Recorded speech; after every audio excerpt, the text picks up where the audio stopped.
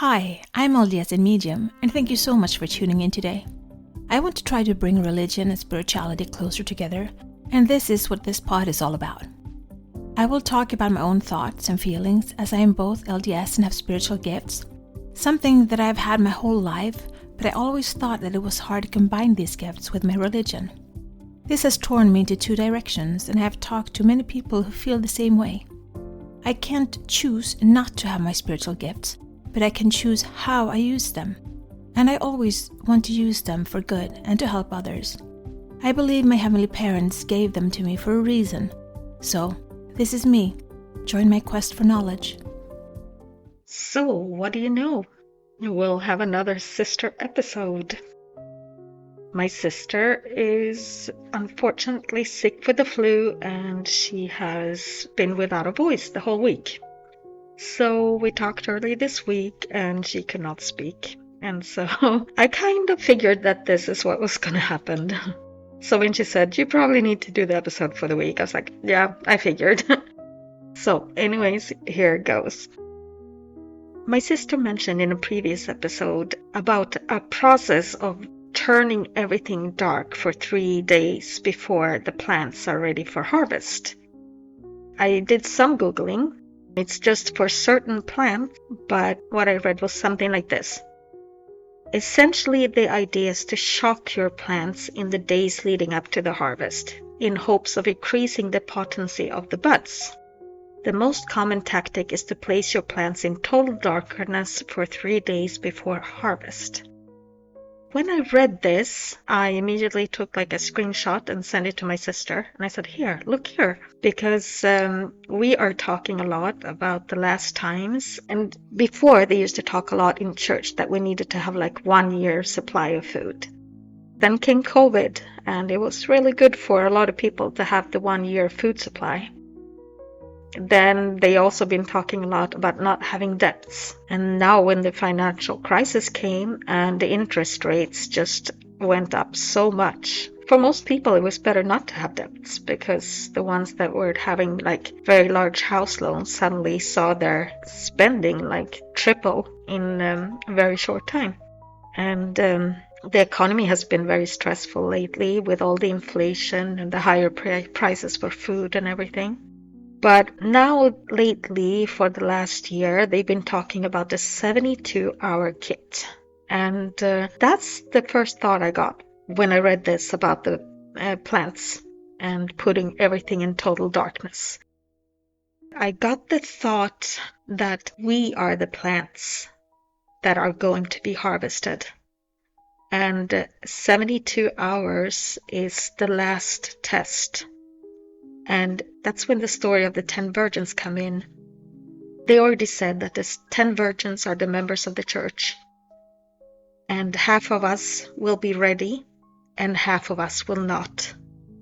But what are we actually getting ready for? Well, we know that there are still going to be a lot of tribulations before Christ comes. Wars, rumor of wars, a lot of fires, and earthquakes and other things. And all these things are already happening around the world in different places. I think when they saw these sites, they kind of saw different places. So it's not going to happen everything at once. And then when I Googled it, I just Googled 3 days of darkness. In Wikipedia it says like this. The prophecy foretells 3 days and nights of an intense darkness over the whole earth, against which the only light will come from blessed beeswax candles, and during which all the enemies of the church will perish. The prophecy parallels one of the 10 plagues against Egypt in the books of Exodus. Then there was a question right underneath, was there 3 days of darkness after Jesus died? And then it says, in the Book of Mormon, an account is given of a period of darkness in the New World, Western Hemisphere, at the time of Christ's crucifixion and death. It is recorded as 3 days of darkness after a period of extreme storms and devastations. I don't know. I feel like this is going to be the final trial. You know, in prison, when they put prisoners in isolation and they're by themselves, because they know it's very hard for a person to be by themselves. But say that energy go out for 3 days, and a lot of people are probably going to be in their homes. Many of you might be by yourselves. Many of you might be with your families. So let's just think about that for a moment. Let's say that you don't have any energy and you need to take care of your, I want to say personal needs, but you need to take care of your needs and your spiritual needs during this time. So let's talk about what are your needs. Well, you're going to need light because you cannot stay in total darkness for 3 days. I would also say that you kind of need a clock, something that runs on batteries, something that kind of helps you keep track of the time so you know how much time has passed and if it's day or if it's night. You need to have food, but I would say that a 72-hour kit of food is more doable than the 1-year kit, so I'm pretty happy about the 72-hour rule. I've been thinking about this a lot, and I think that we kind of need to have a meal plan. But let's say that your fridge and freezer goes out. Then they'll still be kind of cold for a while, so you can still have food in there that won't spoil immediately. And 3 days is not so long time, so you can actually eat most of the things that you might have in the fridge and freezer. But I definitely think that an emergency plan for this would be something that you should think about doing. You need to have light sources. You have to think about how many light sources do you need, and it needs to be battery operated. Because if you can't charge anything or your cell phones, so you won't be able to contact any of your family, friends. So basically we will be all alone, and it will be the final test to see if we will turn to Christ. For more spiritual things, you have to think about, what am I going to pass time doing during these 3 days? 8 hours you will be sleeping, but the rest of the time, I was thinking I would like to have some church music playing during this time. Then I need something to play it on, and it needs to also be operating on batteries. So batteries will be like the oil we have in our lamps. Are we ready for this?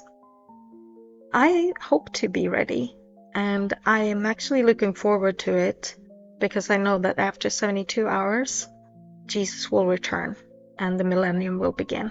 And I'm very happy about that, and I'm happy to be alive at this time where I think it's the last time, the end seconds of the game, the game of life. I'm happy to be here and to have experienced all the things that I've experienced so far and having my family. Yeah, I'm going to talk more about this later. Maybe I'll make some suggestions for the 72-hour plan. But start thinking about it. Start making sure that you have enough water, because water will be important. But if you think about the virgins, 50% will be ready and 50% will be not. All your neighbors, all the people around you, they will not probably be prepared. But I think that if people start pulling together their resources, and I'm hoping helping each other during this time, it could be a really good time, but it could also be very lonely for the people that will be alone. So start thinking about it, make a plan, start prepping, start with the food plan, because if we have a plan, we will be prepared. So it doesn't matter if it's tomorrow or next year or in 5 years. If we have a plan, we're always ready. Make a plan. Be the light, share the light, spread the light, and shine. This is my journey.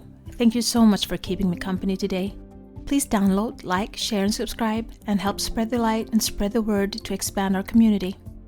Let's bring more love, peace, and unity to this world. Take care of yourself and your loved ones. Always be grateful, kind, and loving. Be brave and remember to step out of your comfort zone and smile. If you support us on Patreon, you will get access to our meditations and extra materials so you can download them as MP3. Also, we now have a Facebook group, which you can access from our Facebook community. Please answer the questions as you apply to participate. It will be a safe haven where we can keep discussing religion and spirituality, our spiritual gifts, and self-development.